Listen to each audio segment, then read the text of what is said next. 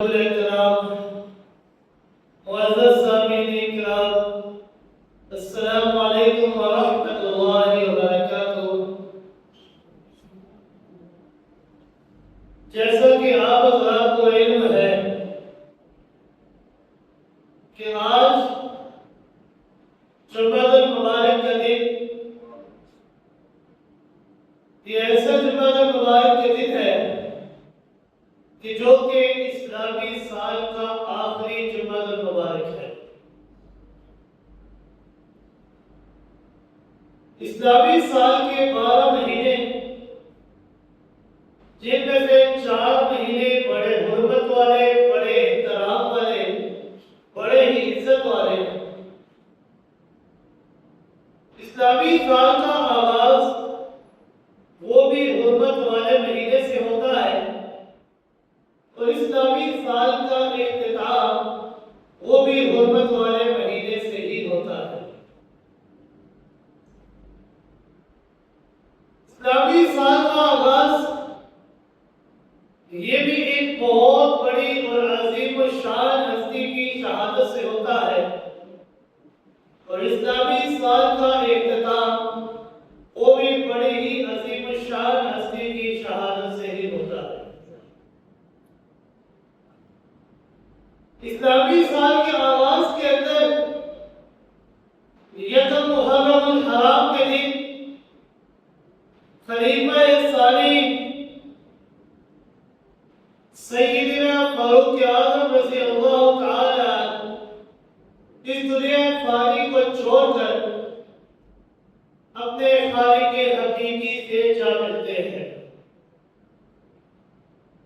اور اسلامی سال کے اختتام میں سیدنا عثمان غنی جو کہ خلیفہ ثالث ہے، جو کہ ذوالنورین ہے، ذوالہجرتین ہے، ذوالبشارتین ہے، ذوالشرافتین ہے، 18 ہجری سن 18 ذی الحجہ اس دنیا فانی کو چھوڑ کر اپنے خالق حقیقی سے جا ملتے ہیں۔ اللہ رب العزت نے قرآن مقدس کے اندر ارشاد فرمایا، اعوذ باللہ من الشیطان الرجیم،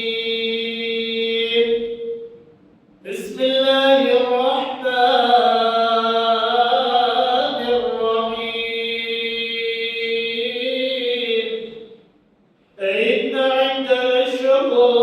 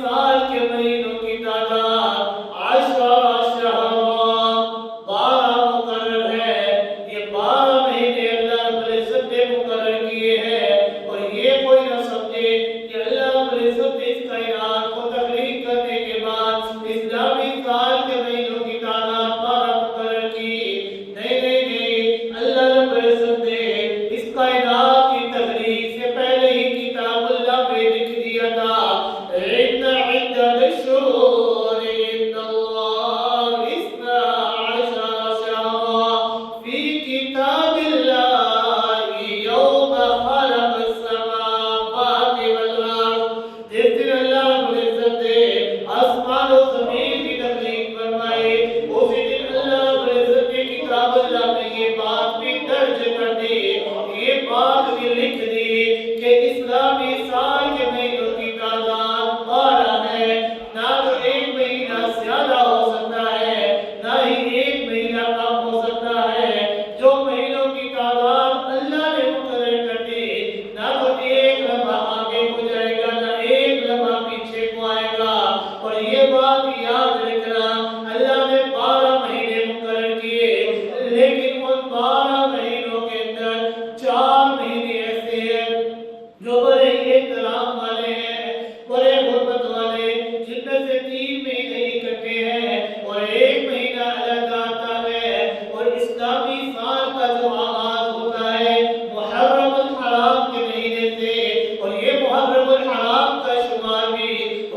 والے مہینوں میں ہوتا ہے، اور اسلامی سال کا اختتام جس مہینے پر ہوتا ہے وہ ذوالحجہ کا مہینہ ہے، اور ذوالحجہ کا بے شمار حرمت والے مہینوں میں ہوتا ہے۔ حرمت والوں سے مراد کیا ہے؟ حرمت والوں سے مراد یہ ہے کہ ان مہینوں کے اندر قتل و غارت کی اجازت بالکل نہیں ہے۔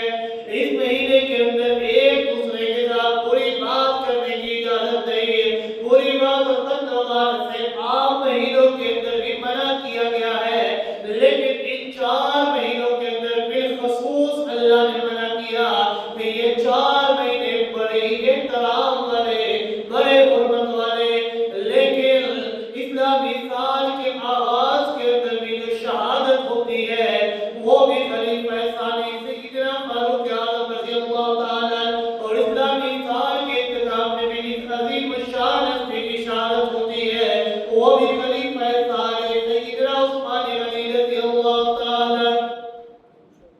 یعنی اسلامی سال کے آغاز وہ بھی شہادتوں سے ہوتا ہے، وہ بھی قربانیوں سے ہوتا ہے، اور اسلامی سال کا اختتام وہ بھی شہادت کے اوپر اور قربانی کے اوپر، یہ بتانے کے لیے کہ اے لوگوں، دین حق، دین اسلام کو پہنچانا یہ تمہاری ذمہ داری ہے۔ تم یہ نہ سمجھنا کہ کوئی جو مرضی کرتا رہے، ہمارا کام اپنے آپ کو سنبھالنا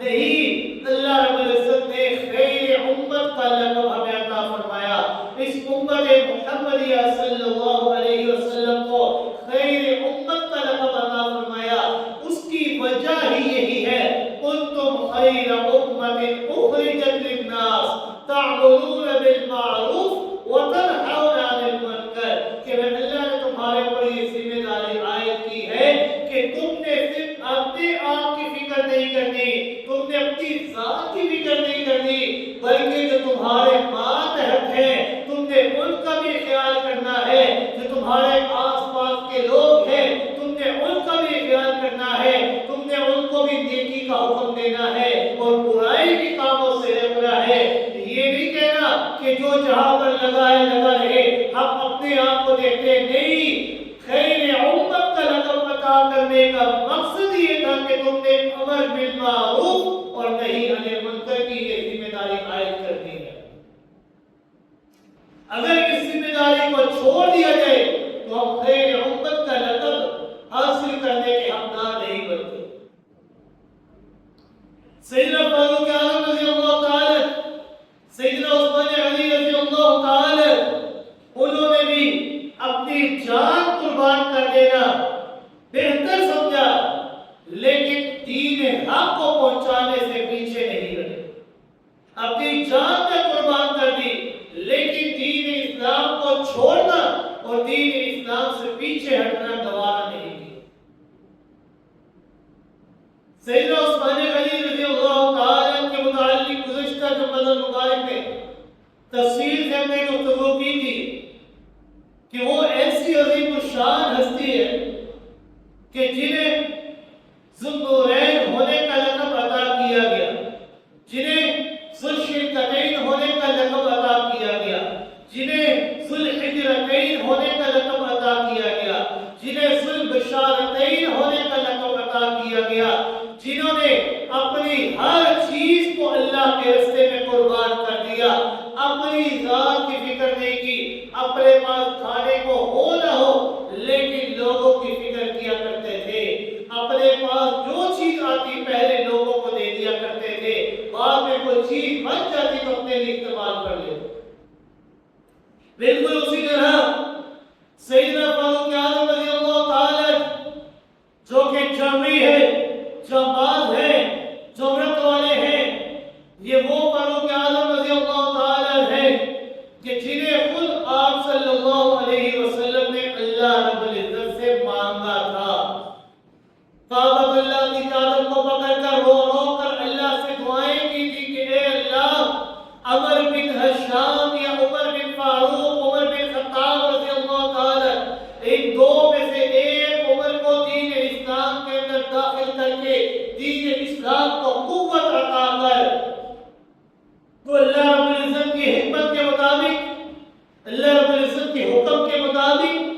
سیدنا فاروق اعظم رضی اللہ تعالی عنہ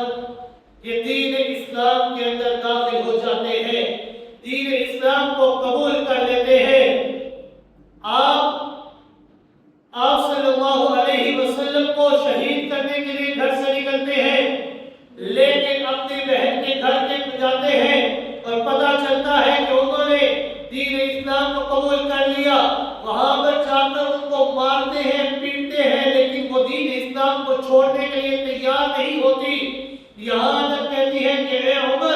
تو بھی خطاب کا بیٹا ہے، میں بھی خطاب کی بیٹی ہوں، تو مارتا ہوا تھک جائے گا لیکن میں دین اسلام کو نہیں چھوڑوں گی، میں مار کھاتے ہوئے نہیں تھکوں گی، آپ مارتے ہوئے تھک جائیں گے، لیکن اس دین اسلام کو میں اب بالکل بھی نہیں چھوڑوں، کیونکہ یہ دین یہ کوئی عام دین نہیں، بڑا ہی اعلیٰ دین ہے۔ یہ ایسا دین ہے کہ جو اس دنیا کے اندر بھی انسان کا ساتھ نبھاتا ہے اور کل قیامت والے دن بھی اسی دین میں انسان کا ساتھ نبھانا ہے اور اسے جنت البقیع، جنت کے اندر داخل کرتا ہے، جنت کے اندر جگہ عطا کرتی ہے۔ یہ اس وقت ہوگا جب ہم اس دین اسلام کے اوپر صحیح معنوں میں عمل کریں گے۔ سیدنا فاروق اعظم رضی اللہ تعالیٰ آپ صلی اللہ علیہ وسلم کے پاس جاتے ہیں، ان کے رستے مبارک کے اوپر ہاتھ رکھ کر دین اسلام کو قبول کر لیتے ہیں۔ سیدنا فاروق اعظم رضی اللہ تعالیٰ یہ وہ صحابی، یہ وہ خلیفہ ہے کہ کئی مواقع ایسے ہیں، قرآن مقدس کی کئی آیات ایسی ہیں کہ جو اللہ رب العزت نے ان کی کہی ہوئی بات کے مطابق قرآن مقدس کو نازل فرمایا۔ جو سیدنا فاروق اعظم رضی اللہ تعالی زمین کے اوپر چاہتے تھے، آسمان کے اندر عرش بری پر رب کائنات کی بھی وہی چاہت ہوا کرتے تھے۔ جو سیدنا فاروق اعظم رضی اللہ تعالی کی خواہش ہوا کرتی تھی،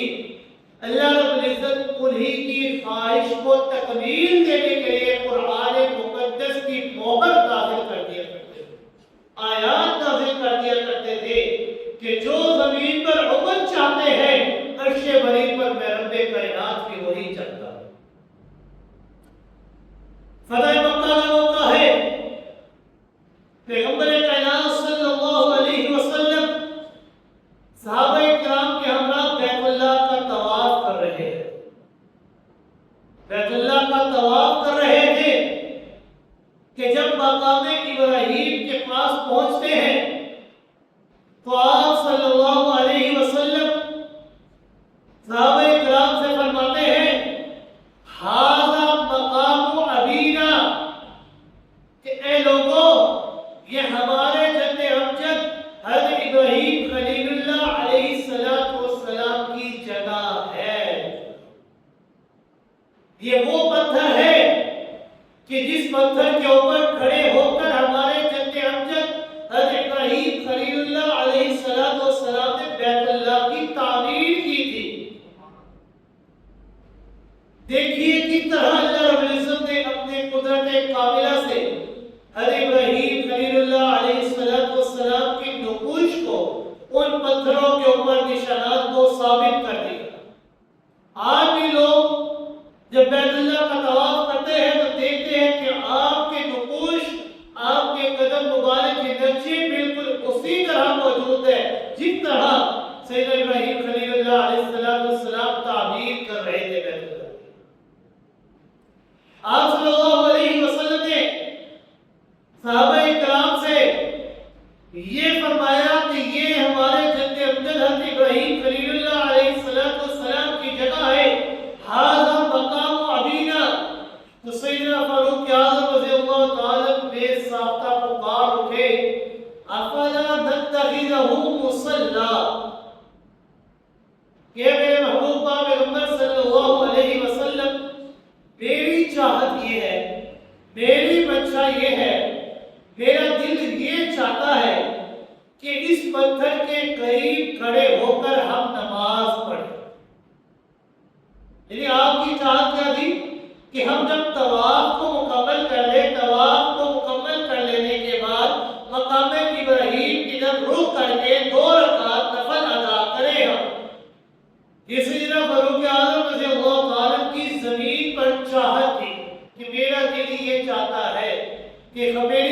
خواہش یہ ہے کہ ہم طواف کو مکمل کر لینے کے بعد مقام ابراہیم کی طرف رخ کر کے 2 رکعت نوافل ادا کریں۔ پیغمبر کائنات صلی اللہ علیہ وسلم نے جب ان کی یہ تمنا اور یہ خواہش سنی نا تو خاموش رہے اور یہ فرمایا کہ اے فاروق اعظم رضی اللہ تعالی،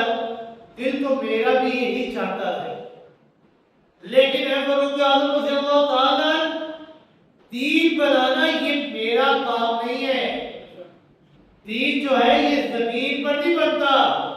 دین بنتا ہے جو رب کا حکم ہوا کرتا ہے، جو اللہ آسمانوں سے حکم اور وحی بھیجا کرتے ہیں، اصل دین وہ ہے۔ ہم اپنی مرضی سے ایک چیز بھی دین کے اندر داخل نہیں کر سکتے۔ اصل دین اور قبولیت والا دین وہی ہے جو اللہ رب العزت نے آپ صلی اللہ علیہ وسلم کے ذریعے ہم تک پہنچا دیا۔ آپ صلی اللہ علیہ وسلم نے فرمایا کہ اے عمر، دل تو میرا بھی یہی چاہتا ہے، لیکن دین بنانا یہ میرا کام نہیں ہے۔ ابھی آپ وہاں ہی کھڑے تھے کہ اللہ رب العزت نے جبریل امین کو وحی دے کر بھیج دیا کہ جبریل امین، اے روح الامین، آپ جائیے میرے محبوب کے پاس، ان کو جا کر بتائیے کہ جو آپ کا صحابی،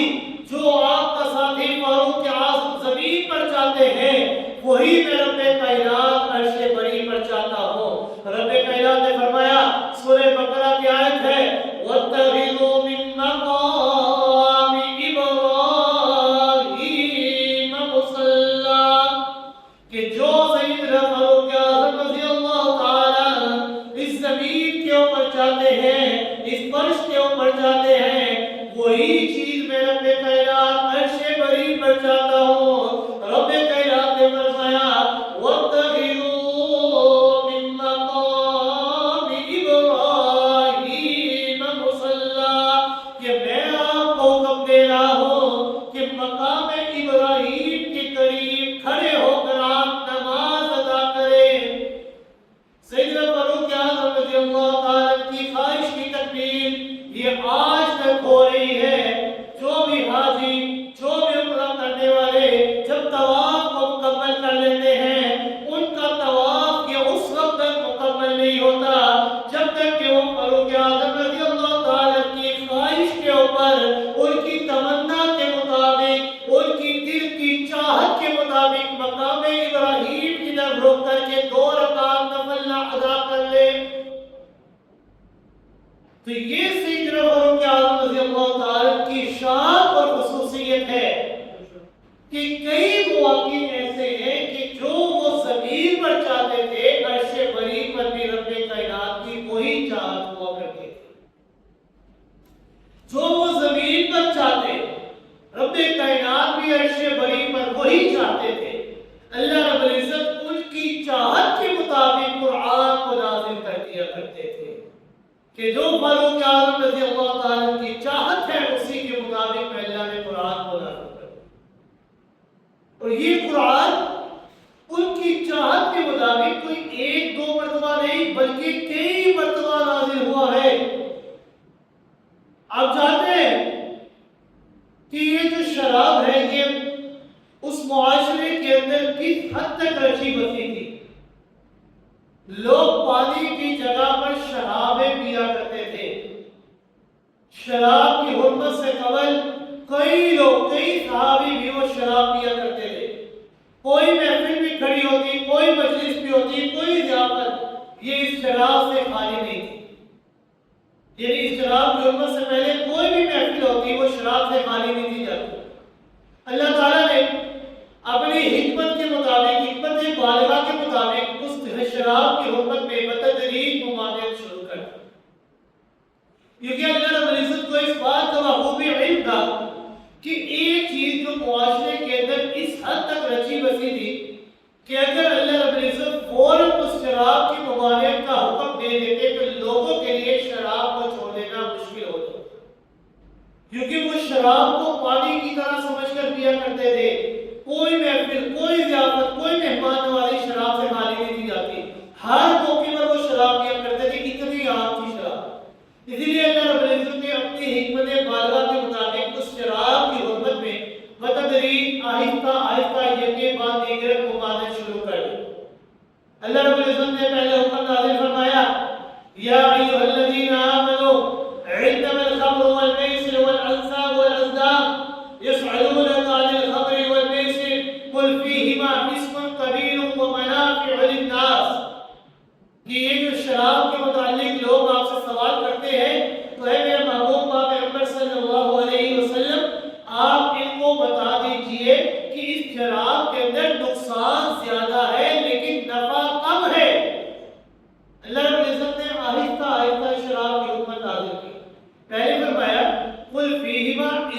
کبیر ومنافع للناس، اس کے اندر نقصان زیادہ لیکن نفع کم ہے۔ تو لوگوں نے کہا نقصان زیادہ ہے، تو کئی لوگوں نے اسی وحی کے اوپر شراب کو چھوڑ دیا، لیکن کئی لوگ شراب پیا کرتے تھے یہ کہتے چلو نقصان تو ہے لیکن تھوڑا بہت نفع تو ہے تھا، لوگ شراب پیا کرتے تھے۔ پھر اسی طرح ایک محفل ہوئی، اس محفل کے اندر محفل میں شراب عام ہوئی، شراب لوگوں نے پی، اور اس کے بعد جب نماز کا وقت آیا نماز پڑھائی، لیکن نماز کے اندر شراب کے نشے کی وجہ سے ان کی قرات کے اندر الفاظ ادھر ادھر ہو گئے۔ تو پھر اللہ رب العزت نے دوسرا حکم نازل فرمایا کہ یا ایھا الذین آمنوا اذا قمتم الی الصلاۃ، کہ لوگوں جب تم نماز کے لیے کھڑے ہو تو شراب نہ پیا کرو۔ تو کئی لوگوں نے اس وحی کے اوپر بھی شراب کو چھوڑ دیا کہ جب نماز کا وقت آ جاتا ہے لوگوں نے شراب پینا چھوڑ دیا کہ نماز کے اندر خلل پیدا ہوتا ہے، نماز کے اندر ہمیں علم نہیں ہوتا کہ ہم کیا پڑھ رہے ہیں، ہماری زبان سے کیا الفاظ نکل رہے ہیں۔ کئی لوگوں نے شراب کو چھوڑ دیا، لیکن کئی لوگ اس وقت بھی شراب پیا کرتے تھے اس وقت جب نماز کا وقت قریب نہیں ہوتا۔ تو سیدنا فاروق اعظم رضی اللہ تعالیٰ کی شدید خواہشیں تھی کہ یہ جو خبیث شے ہے شراب، جس کی وجہ سے عقل کے اوپر پردے پڑ جاتا ہے، لوگوں کو علم نہیں ہوتا کہ کیا باتیں ہو رہی ہیں، ہم کیا اپنی زبانوں سے الفاظ نکال رہے ہیں، کیا حرکتیں کر رہے ہیں، یہ خبیث شے جلد از جلد حرام ہو جانی چاہیے۔ چنانچہ آپ صلی اللہ علیہ وسلم کے پاس سیدنا فاروق اعظم رضی اللہ تعالیٰ آئے، تو سیدنا فاروق اعظم رضی اللہ تعالیٰ نے اللہ رب العزت کے دربار میں بڑے دل سوز کے ساتھ، بڑے دل کی گہرائی کے ساتھ دعا کی، اللہم بین لنا فی الخمر بیانا شافیا، کہ اے اللہ اس شراب کے متعلق ہمیں ایک خالص حکم دے دے، ایک ایسا حکم، ایک ایسا بیان جو شافع ہو، جو کامل ہو، جو مکمل ہو، ایسا بیان کہ جس کے نازل ہو جانے کے بعد یہ خبیث شے مکمل طور پر حرام ہو جانی چاہیے۔ تو اللہ رب العزت نے فوراً جبریل امین کو آپ صلی اللہ علیہ وسلم کے پاس بھیجا اور وحی نازل فرمائی، یا ایھا الذین آمنوا انما الخمر والمیسر والانصاب والازلام رجس من عمل الشیطان فاجتنبوہ لعلکم تفلحون، کہ اے ایمان والو کہ یہ جو شراب ہے، یہ جو جوا ہے، یہ جو بت اور پانسے ہے، یہ ساری کی ساری چیزیں ناپاک ہے، فاجتنبوہ، ان تمام چیزوں سے اپنے آپ کو بچاؤ، کیونکہ یہ جتنے بھی کام ہیں یہ سارے کے سارے شیطان کے کام ہیں، ان تمام چیزوں سے تمہیں اپنے آپ کو روکنا ہوگا، لعلکم تفلحون، تاکہ تم کامیاب ہو سکو۔ اگر تم انہی چیزوں کے اندر داخل رہے، یہ چیزیں کرتے رہے، ان چیزوں سے تم نے اپنے آپ کو نہ روکا تو تم کامیاب نہیں ہو سکو گے۔ تمہاری کامیابی کی وجہ یہ ہوگی کہ تم ان شیطانی کاموں سے اپنے آپ کو روکو گے، کیونکہ بندے یہ دو قسم کے ہوتے ہیں، کچھ رحمان کے بندے ہوتے ہیں، کچھ شیطان کے بندے ہوتے ہیں۔ لوگوں نے بتوں کی عبادت کی، لوگوں نے قبروں کی عبادت کی، لوگوں نے سورج کی عبادت کی، لوگوں نے آگ کی عبادت کی، لوگوں نے سورج کی آگ کی عبادت کی، لیکن اللہ رب العزت نے قرآن مقدس کے اندر لوگوں کو یہ نہیں کہا کہ لوگوں تم نے ان کاموں سے اپنے آپ کو روکنا ہے، بلکہ فرمایا شیطان کے کاموں سے روکنا ہے، شیطان کی عبادت سے روکنا ہے، کیونکہ اللہ کی عبادت کے علاوہ کسی بھی چیز کی عبادت کی جائے، چاہے وہ پتھر کی عبادت کی جائے، چاہے وہ آگ کی عبادت کی جائے، چاہے وہ قبر کی عبادت کی جائے، چاہے وہ سورج کی عبادت کی جائے، کسی کی بھی عبادت کی جائے، وہ ساری عبادتیں در حقیقت شیطان کی عبادت ہے۔ لہذا اللہ نے فرمایا تمہیں ان تمام چیزوں سے اپنے آپ کو روکنا ہوگا، لعلکم تفلحون، تاکہ تم کامیاب ہو سکو۔ دنیا کی کامیابی اور آخرت کی کامیابی اسی چیز میں ہے کہ تم شیطان کے راستے کو ترک کر کے اللہ کے راستے کے اوپر چل پڑو، تب جا کر تم کامیاب ہوگے۔ سیدنا فاروق اعظم رضی اللہ تعالیٰ نے جب یہ آیت مبارکہ سنی نا تو بڑے خوش ہوئے، اتنے خوش ہوئے کہ آپ صلی اللہ علیہ وسلم کے سامنے فرمایا انتہینا انتہینا یا رب، کہ اے اللہ ہم نے تیرا حکم مان لیا، اے اللہ ہم نے تیرا حکم مان لیا، آج کے بعد سے یہ شراب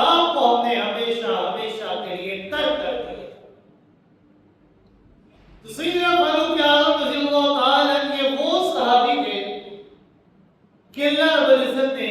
کئی مواقعوں پر کئی جگہوں پر ان کی چاہت اور منشا کے مطابق قرآن مقدس کو نازل فرمایا، لوگوں کو بتانے کے لیے کہ اے لوگوں، فاروق اعظم رضی اللہ تعالیٰ عنہ یہ کوئی عام صحابی نہیں ہے، یہ وہ صحابی ہے جو مراد رسول ہے، جنہیں خود آپ صلی اللہ علیہ وسلم نے اللہ سے مانگا ہے، اور جب اللہ سے مانگا ہے تو اللہ نے بھی ان کی شان میں اور برتری عطا فرما دی کہ جو زمین پر سیدنا فاروق اعظم رضی اللہ تعالیٰ چاہتے ہیں وہی چیز عرش بری پر رب کائنات بھی چاہتے ہیں۔ تو سیدنا فاروق اعظم رضی اللہ تعالیٰ ان کو اللہ رب العزت نے بے انتہا مقام اور بے انتہا فضیلت اور بے انتہا شان و شوکت عطا فرمائی۔ پیغمبر کائنات صلی اللہ علیہ وسلم کے اوپر جب یہ آیت مبارکہ نازل ہوئی اور یہ آیت مبارکہ یہ تخلیق انسان کے متعلق تھی کہ یہ جو انسان کی تخلیق ہے یہ کیسے ہوتی ہے، اللہ رب العزت نے سورہ مومنون کی آیت نمبر 12 اور 13 کے اندر انسان کی تخلیق کے متعلق بیان فرمایا کہ انسان کی تخلیق کیسے ہوتی ہے۔ اللہ رب العزت نے فرمایا وَلَقَدْ خَلَقْنَا الْإِنسَانَ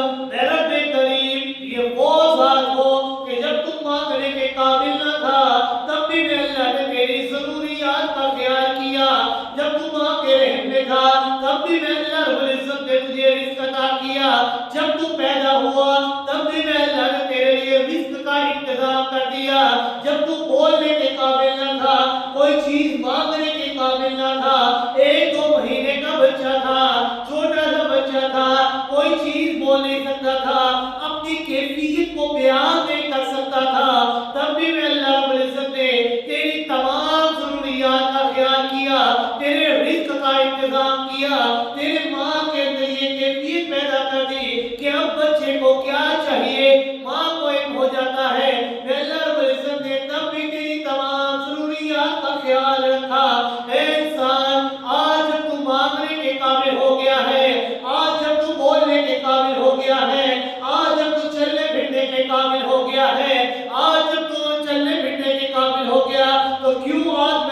چھوڑ کر ادھر ادھر کو جا رہا ہے، اللہ نے بن مانگے تیری ضروریات کا خیال رکھا، تو کہ بنا جب تو مجھ سے مانگے گا تو میں اللہ تیری ضروریات کا خیال نہیں رکھوں گا، میں اللہ تیری تمام ضروریات کا خیال رکھوں گا، تو مانگ تو صحیح، تیرے مانگنے میں دیر ہو سکتی ہے، میں اللہ کے عطا کرنے میں دیر نہیں ہو سکتی، تو میں اللہ کی رحمت کی طرف قدم اٹھا کر تو دے، میں اللہ کی رحمت 2 قدم آگے بڑھ کر تیرا استقبال کرے گی، تو چلتا ہوا میں اللہ کی رحمت کے پاس آئے گا، میں اللہ کی رحمت دوڑتی ہوئی تیرا استقبال کرے گی، تو آنے کی کوشش تو کر، تیرے تمام رستوں کو میں اللہ خود کھول دوں۔ یہ رب کی ذات ہے، رب کائنات نے قرآن مقدس کے اندر انسان کی تخلیق کے درجوں کو بیان فرمایا، ثم جعلناه نطفة في قرار مكين، اللہ نے اپنی قدرت کاملہ سے انسان کی جب تخلیق کی، آپ صلی اللہ علیہ وسلم نے جب صحابہ اکرام کے سامنے یہ آیت پڑھی، صحابہ اکرام کو یہ آیت مبارکہ سنائی، تو سیدنا فاروق اعظم رضی اللہ تعالی بے ساختہ پکار اٹھے، فتبارک اللہ احسن الخالقین، بڑی برکتوں والی ذات ہے اللہ کی، کیوں؟ کیونکہ وہ احسن الخالقین ہے، سب سے بہترین پیدا کرنے والا اکیلا اللہ ہے۔ سیدنا فاروق اعظم رضی اللہ تعالی نے کیا فرمایا؟ فتبارک اللہ احسن الخالقین، اللہ رب العزت نے آیت مبارکہ کہاں تک نازل کی؟ ثم جعلناه نطفة في قرار مكين، اللہ رب العزت نے یہاں تک آیت نازل کی۔ سیدنا فاروق اعظم رضی اللہ تعالی نے جب انسان کی تخلیق کے متعلق سنا نا تو بے ساختہ پکار اٹھے، فتبارک اللہ احسن الخالقین، اللہ کو ان کی زبان سے یہ الفاظ اتنے پسند آئے کہ جو الفاظ سیدنا فاروق اعظم رضی اللہ تعالی نے اپنی زبان سے نکالے تھے، اللہ رب العزت نے انہی الفاظوں کو آیت کے اختتام کے اندر لازم کر دیا، کہ یہ وہی لازم کر دی کہ جو سیدنا فاروق اعظم رضی اللہ تعالی نے الفاظ نکالے ہیں، میں اللہ رب العزت کو وہ الفاظ اتنے پسند آئے کہ میں اللہ رب العزت نے قرآن کی اس کو آیت بنا دی۔ انسان کی تخلیق مکمل ہو جانے کے بعد رب کائنات نے ان کے الفاظوں کو آیت کا اختتام کے اندر لازم کر دیا کہ یہ بھی اس آیت کا حصہ ہے، فتبارک اللہ احسن الخالقین، کہ بڑی برکتوں والی ہے ذات اللہ کی جو کہ احسن الخالقین ہے۔ تو یہ سیدنا فاروق اعظم رضی اللہ تعالی یہ وہ صحابی ہے کہ کئی مواقع ایسے ہیں، کئی جگہ ایسی ہے کہ جو سیدنا فاروق اعظم رضی اللہ تعالی زمین پر چاہتے تھے وہی چیز رب کائنات عرش بری پر چاہا کرتے تھے۔ جو سیدنا فاروق اعظم رضی اللہ تعالی کی چاہت ہوا کرتے تھی، اللہ ان کی چاہت کے متعلق قرآن مقدس کا نزول کر دیا کرتے تھے اور ان کو قرآن مقدس کے اندر نازل کر دیا کرتے تھے۔ سیدنا فاروق اعظم رضی اللہ تعالی بے شمار واقعات قرآن مقدس کے اندر ایسے آتے ہیں کہ جہاں پر اللہ رب العزت نے ان کی چاہت اور منشا کے مطابق آیت مبارکہ کو نازل فرمایا، اور بالکل اسی طرح بے شمار واقعات احادیث مبارکہ کے اندر بھی آتے ہیں کہ جہاں پر آپ صلی اللہ علیہ وسلم نے سیدنا فاروق اعظم رضی اللہ تعالی کی منشا کے مطابق فیصلہ فرمایا۔ غزوہ تبوک کے موقع پر صحابہ کرام نے بڑی ہی معاشی تنگی کا شکار تھے، ان کے پاس کھانے پینے کی چیزیں بھی موجود نہیں تھی، 30,000 کا لشکر تھا جو کہ آپ صلی اللہ علیہ وسلم کے ہمراہ تھا، کھانے پینے کی اتنی شدید قلت تھی کہ لوگوں کے پاس جو کھانے پینے کی جو گٹھلیاں تھی کھجوروں کی، لوگ ان کو چوس چوس کر گزارا کیا کرتے تھے، اس لیے اس غزوے کا نام جیش العسرہ بھی رکھا گیا، تنگی والا لشکر، تنگی والا جہاد۔ شدت بھوک کی وجہ سے صحابہ کرام آپ صلی اللہ علیہ وسلم کے پاس اپنی سواریاں لے کر آئے اور آپ صلی اللہ علیہ وسلم سے اجازت طلب کی کہ اے میرے محبوب پاک پیغمبر صلی اللہ علیہ وسلم، آپ ہمیں اجازت دے تو ہم اپنی سواریوں کو ذبح کر کے ان کا گوشت کھا کر اپنی بھوک کو مٹا سکیں۔ یعنی اتنی شدید قلت۔ سیدنا فاروق رضی اللہ تعالی نے مشورہ دیا، یا رسول اللہ صلی اللہ علیہ وسلم ایسا کرنے کی اجازت نہ دینا، کیوں؟ کیونکہ اگر آپ ایسا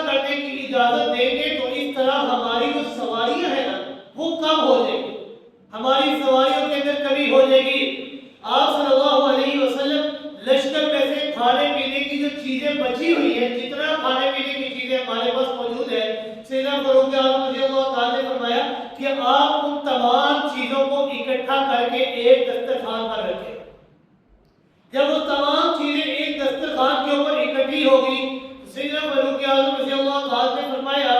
کہ میرے محبوب پاک پیغمبر صلی اللہ علیہ وسلم یہ جو جتنا کھانا بچا ہوا ہے نا، آپ اس کھانے کے اوپر برکت کی دعا کرتے ہیں، یقیناً اللہ تعالیٰ آپ کی دعا کو ضرور قبول فرمائیں گے۔ چنانچہ آپ صلی اللہ علیہ وسلم نے سیدنا فاروق اعظم رضی اللہ تعالیٰ کے مشورے کے مطابق صحابہ کرام کو حکم دیا کہ صحابہ کرام جس کے بعد جتنا کھانا ہے، جو بھی چیز ہے، وہ ایک دسترخوان کے اوپر جمع کر دیجیے۔ سب صحابہ کرام نے ایک چھوٹے سے دسترخوان پر تمام کھانے پینے والی چیزوں کو اکٹھا کر دیا۔ کوئی مٹھی بھر چول آیا، کوئی مٹھی بھر کھجوریں لے کر آیا، کوئی روٹی کا ایک ٹکڑا لے کر آیا، جس کے پاس جو بھی چیز تھی وہ ساری کی ساری چیزیں لے کر آ کر ایک دسترخوان پر اکٹھی کر دی اور ایک چھوٹی سی ڈیری بن گئی۔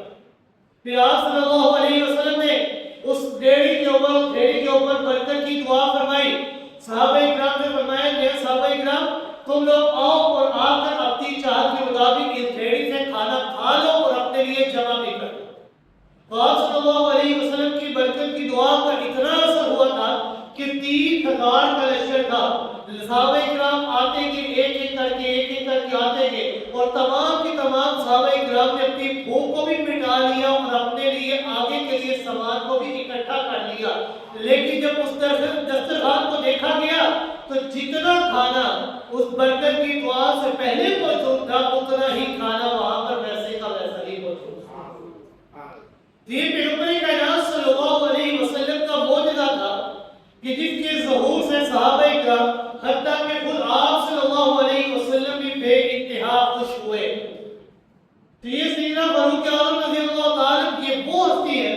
کہ اللہ رب العزت نے ان کی منشا کے مطابق، ان کی چاہت کے مطابق قرآن مقدس کو نازل فرمایا، اور آپ صلی اللہ علیہ وسلم نے بھی کئی مواقعوں پر، کئی جگہوں پر ان کی چاہت اور منشا کے مطابق لوگوں کے درمیان فیصلہ فرمایا۔ تو یہ سیدنا فاروق اعظم رضی اللہ تعالیٰ یہ ایسی خاص ہستی ہے کہ جو کہ خلیفہ ثانی ہے، کہ جن کے لیے خود آپ صلی اللہ علیہ وسلم نے کعبۃ اللہ کی چادر کو، غلاف کو پکڑ کر اللہ سے دعا کی تھی کہ اے اللہ سیدنا فاروق اعظم رضی اللہ تعالیٰ کو دین اسلام کے اندر داخل کر دے تاکہ اسلام کا رعب اور دبدبہ، اسلام کا علم بلند ہو سکے۔ سیدنا فاروق اعظم رضی اللہ تعالیٰ کی مراد رسول ہے۔ آپ صلی اللہ علیہ وسلم کی چاہت کے مطابق دین اسلام کو اللہ رب العزت کے حکم کے مطابق انہوں نے قبول فرمایا، اور پھر ایسا قبول فرمایا کہ مرتے دم تک لوگ ان سے ڈرا کر، لوگ ان کی محبت میں داخل ہو چکے تھے، لوگ ان کی محبت میں اس قدر داخل ہو چکے تھے کہ جو سیدنا فاروق اعظم رضی اللہ تعالیٰ چاہتے تھے لوگ ان کے کہنے کے مطابق عمل کیا کرتے تھے۔ وہ جب حاکم بنے تو اس طرح کے حاکم بنے تھے کہ عام سا بندہ بھی مجلس میں کھڑے ہو کر ان سے سوال کرنے کی طاقت رکھتا تھا، کہ لوگ ان سے پوچھ سکتے تھے۔ یہ نہیں ہمارے حکمرانوں کی طرح نہیں کہ ان کے قریب بھی نہیں جا سکتے، بلکہ اتنے عام حکمران تھے کہ ان کے پاس جو چادر کپڑے پہنا کرتے تھے اس کے اوپر پیبند لگا کرتے تھے۔ دروازے کے اوپر کوئی نگران، کوئی نگہبان موجود نہیں تھا، جو بندہ جب چاہتا ان کے پاس آ کر سوال کیا کرتا تھا، ان سے پوچھ لیا کرتا تھا۔ اتنے عام حکمران تھے، اس حد تک ڈرا کرتے تھے کہ آپ صلی اللہ علیہ وسلم فاروق اعظم رضی اللہ تعالیٰ نے فرمایا کہ اگر دریائے نیل کے پاس ایک کتا بھی پیاسا مر جائے تو کل قیامت والے دن رب کائنات کو میں نے جواب دینا۔ راتوں کو جاگ جاگ کر مدینہ کی گلیوں میں چکر لگایا کرتے تھے کہ کہیں کوئی گھر پیاسا اور بھوکا تو نہیں سو رہا ہے، حاکم ہوں، میں نے جواب دینا ہے۔ سیدنا فاروق اعظم رضی اللہ تعالیٰ یہ وہ صحابی ہے کہ جن سے شیطان بھی ڈرا کرتا تھا۔ آپ صلی اللہ علیہ وسلم کے حکم کے مطابق، ان کی اجازت کے مطابق ایک بچی آپ کے سامنے ایک دم بجا رہی تھی، تو اسی اسلام میں سیدنا صدیق اکبر رضی اللہ تعالیٰ تشریف لے کر آئے تو وہ بچی اسی طرح دم بجاتی رہی۔ پھر تھوڑی دیر کے بعد سیدنا عثمان غنی رضی اللہ تعالیٰ تشریف لے کر آئے تو وہ بچی اسی طرح دم بجاتی رہی۔ تھوڑی دیر کے بعد سیدنا فاروق اعظم رضی اللہ تعالیٰ جب تشریف لے کر آئے، جب اس بچی نے سیدنا فاروق اعظم رضی اللہ تعالیٰ کو دیکھا، حالانکہ وہ بچی آپ کی اجازت سے ہی دم بجا رہی تھی، لیکن جب سیدنا فاروق اعظم رضی اللہ تعالیٰ کو دیکھا تو فوراً اس دم کو زمین پر رکھا اور اس دم کے اوپر خود بیٹھ گئے۔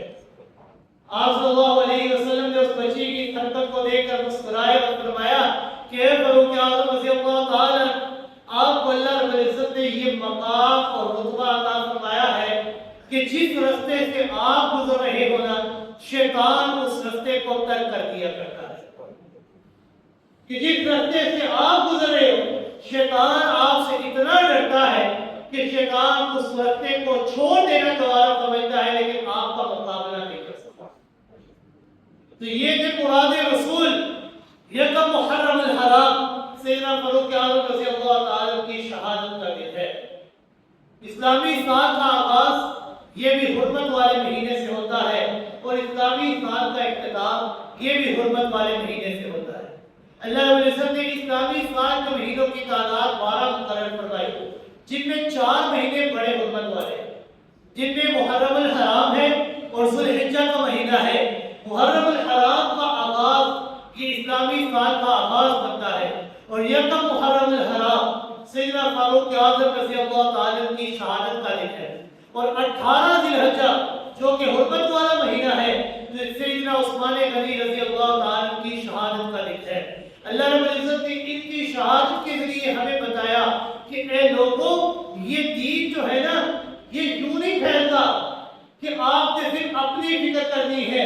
آپ نے صرف اپنے گرے بانوں میں جھانکنا ہے۔ نہیں، آپ نے اپنے ساتھ ساتھ اپنے آس پاس کے لوگوں کا خیال بھی کرنا ہے، کیونکہ اللہ رب العزت نے آپ کو خیر امت کا لقب عطا فرمایا۔ خیر امت کا لقب عطا کرنے کی وجہ تأمرون بالمعروف وتنہون عن المنکر، کہ آپ نے ایک دوسرے کو نیکی کا حکم دینا ہے، برائی کے کاموں سے روکنا ہے۔ اللہ رب العزت نے ان کی شہادتوں سے، صحابہ کی قربانیوں سے ہمیں بتایا کہ اے لوگوں، جس طرح انہوں نے دین اسلام کو پہنچانے میں کسی قربانی سے دریغ نہیں کیا، کسی قربانی سے وہ پیچھے نہیں ہٹے، اپنی جان تک قربان کر دی، اسی طرح آپ نے بھی دین اسلام کو پہنچانے میں کسی چیز کی کمی نہیں کرتے، کیونکہ یہ دین یہ کوئی عام دین نہیں ہے، یہ کوئی معمولی دین نہیں ہے، یہ ایسا دین ہے جب آپ اس راستے کے اوپر چلنے کی کوشش کریں گے تو خود اللہ رب العزت آپ کے رستوں کو آسان کرتا جائے گا، خود اللہ آپ کے لیے رستوں کو کھولتا جائے گا۔ اللہ رب العزت دنیا میں بھی آپ کو کامیاب کریں گے اور آخرت میں بھی کامیابی آپ کے قدم چومے گی، اور اللہ رب العزت آپ کو جنت میں اعلیٰ مقام عطا فرمائیں گے۔ اللہ رب العزت سے دعا ہے کہ اللہ رب العزت ہمیں صحابہ کے نقش قدم پر صحیح معنوں میں عمل کرنے کی توفیق عطا فرمائے۔